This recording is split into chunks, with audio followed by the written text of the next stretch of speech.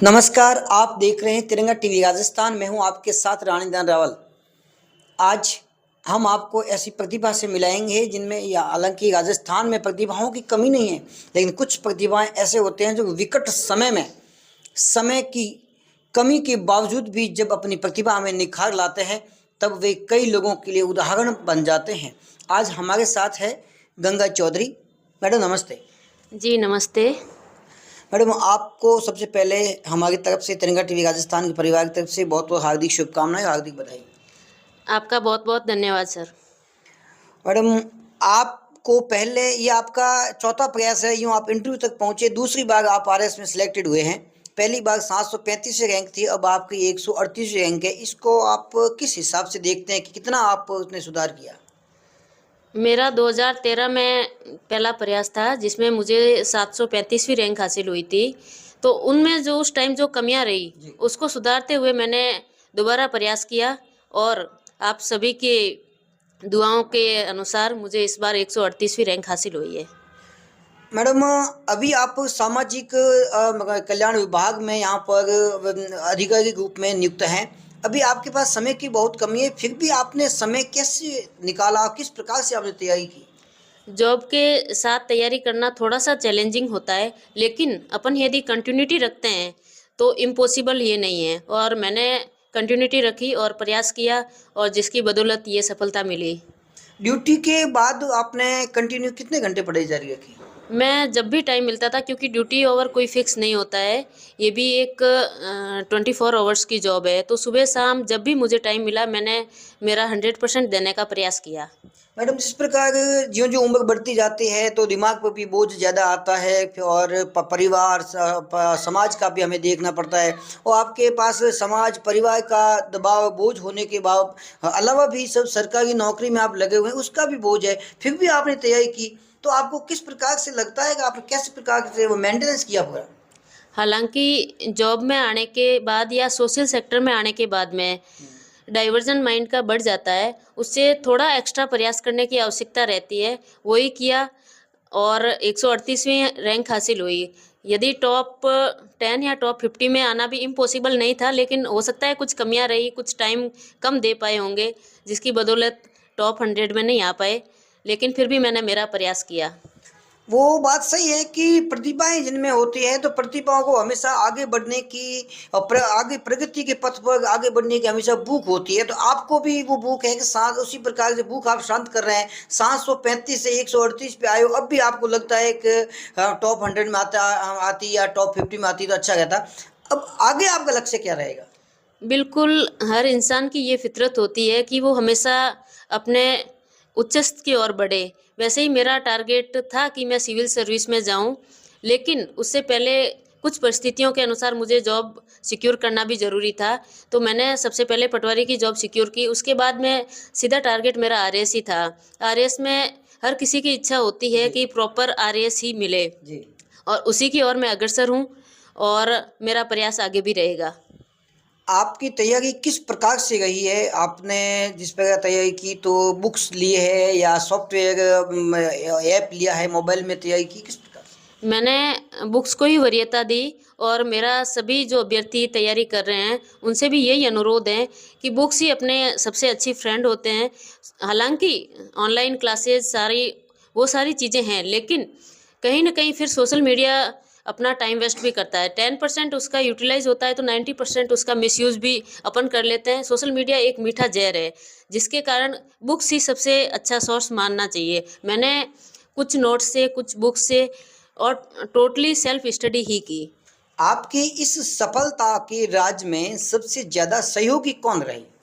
मेरी इस सफलता में मेहनत के साथ साथ प्रत्यक्ष और अप्रत्यक्ष रूप से योगदान बहुत सारे लोगों का रहा है, जिसमें चाहे वो भगवान का या शुक्रिया कहें, माता पिता हो, परिवार के और अन्य पढ़े लिखे लोग हो, या मेरे उच्चस्थ अधिकारी सहकर्मी, मेरे अधीनस्थ या आसपास के लोग, सभी का मैं कुछ न कुछ योगदान इसमें मानती हूँ।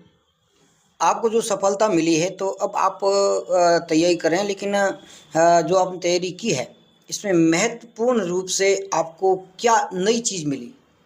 मुझे हर सेक्टर में नया सीखने को ही मिला। अभी मेरे पास पहले मैं रेवेन्यू डिपार्टमेंट में थी, 5 साल वो सीखने का मौका मिला। उसके बाद समाज कल्याण विभाग में थी, तो उसमें एक सेवा का मौका मिला, जो वाक़ई बहुत ही संतुष्टि देने वाला है। और अभी लगभग मुझे आरपीएस या आरटीएस मिलने के चांसेस है, तो वो बिल्कुल ही एक नया सेक्टर आरपीएस कहा जाए तो उसमें कई चैलेंजेस है। तो चैलेंजेस जहाँ होते हैं, वहाँ अवश्य ही सीखने का बहुत कुछ चांसेस रहते हैं। आपका जो साक्षात्कार हुआ इंटरव्यू, तो साक्षात्कार की मूल बात आप क्या कहना चाहोगे? उसमें ऐसा कोई प्रश्न आप बता सकते हैं जो बहुत यूनिक प्रश्न हो या विचित्र प्रश्न हो, जो आपने कभी अपेक्षा भी नहीं की हो, सोचा भी नहीं हो, या आम लोगों के लिए भी वो प्रश्न अलबेला हो, ऐसा कोई प्रश्न आपके सामने आया? मेरा साक्षात्कार या अन्य किसी का साक्षात्कार होता है, तो वो जनरली अपना जो बैकग्राउंड या फिर अपनी जॉब प्रोफाइल या अपने आसपास की कल्चर या अपने सब्जेक्ट से होता है। कभी-कभी कुछ यूनिक क्वेश्चंस भी होते हैं, लेकिन ऐसा कोई पर्टिकुलर क्वेश्चंस नहीं था। मेरा मोस्टली इंटरव्यू है जो पिछली बार भी रेवेन्यू पर या पटवारी पोस्ट पे चला था, और इस बार भी मोस्ट 50% क्वेश्चंस पटवारी से रिलेटेड ही थे। 25-30 प्रश्नों में से सबसे अलग प्रश्न कौन सा लगा? अलग प्रश्न तो एक सामान्य प्रश्न भी कह सकते हैं, तो वो यही था कि आपके यहाँ कौन-कौन सी योजनाएँ चलती है? अच्छा, हाँ, आप अधिकारी हैं तो आपको उसके बारे में थोड़ा जी, ज़्यादा पूछ लिया। जी। सोशल सेक्टर, हालाँकि मेरा जो जॉब प्रोफाइल है वो सामाजिक सुरक्षा अधिकारी की थी। तो उन्होंने कहा सामाजिक सुरक्षा के तौर पे कौन-कौन सी योजनाएँ आप देख रहे हो?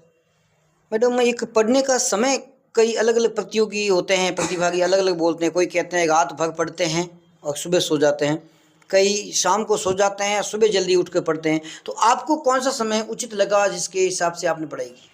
जो जॉब में होते हैं उनके लिए जो मॉर्निंग का टाइम है वो थोड़ा ज़्यादा, क्योंकि उसमें जो कंसंट्रेशन पावर होती है वो उनके लिए ज़्यादा रहती है। क्योंकि शाम तक मतलब पूरे दिन की जो डाइवर्जन होता है ऑफिस का, या जो कुछ टेंशन्स या हेडेक होती है वो दिमाग में घूमती रहती है। तो मेरा ये मानना है कि जो ओनली स्टडी को अलावा जैसे घर परिवार या जॉब में है, उनके लिए मॉर्निंग का टाइम ज़्यादा उचित रहता है। बाकी ये खुद के माइंडसेट पे डिपेंड करता है, जिसके लिए जो माइंडसेट सेट होता है या उनको उचित लगता है वो पढ़ सकते हैं। आप रेवेन्यू डिपार्टमेंट में रह चुके हैं, माना कि आपको आरटीएस का पद मिले, तो आपका सबसे पहला प्रथम कार्य क्या होगा? जो लोगों की ग्रीवियंस है उनका समाधान करना। कई लोग भटकते रहते हैं, उनकी समस्याओं का समाधान होता नहीं है। तो आपने सामाजिक कल्याण विभाग में कार्य करते हुए आपको क्या अनुभव हुआ पहले का?